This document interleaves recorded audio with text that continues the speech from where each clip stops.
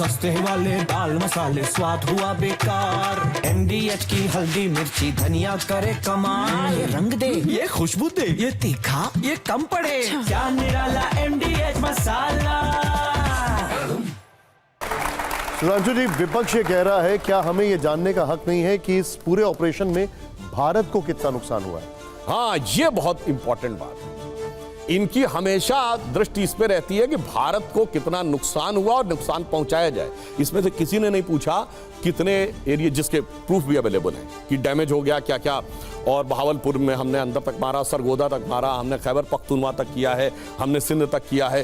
कितने आतंकी मारे गए, इसमें इंटरेस्ट नहीं है। भारत को कितना नुकसान हुआ। और जानते निशान जी, ये कोई आज की घटना नहीं है, ये गुलामी के कालखंड से आ रही उस मानसिकता का प्रतीक है जो ब्रिटिश कॉलोनियल लीगेसी की है, जिसमें हमेशा भारत का की पराजय को देखने का प्रयास किया जाता है। जैसे मैं एक उदाहरण देता हूं, पृथ्वीराज चौहान ने 17 बार मोहम्मद गोरी को हराया।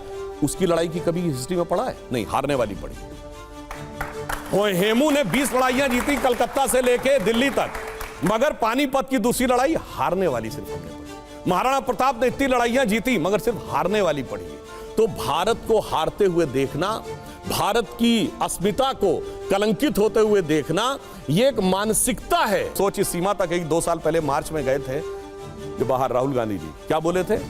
Y the defenders of democracy America and Europe are silent over what is happening in India, Why they are not reacting to it? यानी आप भारत के लोकतंत्र में सीधे हस्तक्षेप के लिए अमेरिका से गुहार मना रहे थे। कौन बाप बना रहा था?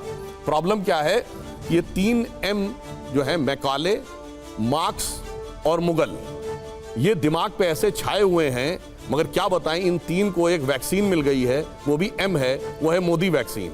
जब से मोदी वैक्सीन मिल गई है तब से लोग बहुत बिलबिलाए हुए। सस्ते वाले दाल मसाले स्वाद हुआ बेकार। MDH की हल्दी मिर्ची धनिया करे कमाल। ये रंग दे, ये खुशबू दे, ये तीखा, ये कम पड़े। क्या निराला MDH मसाला।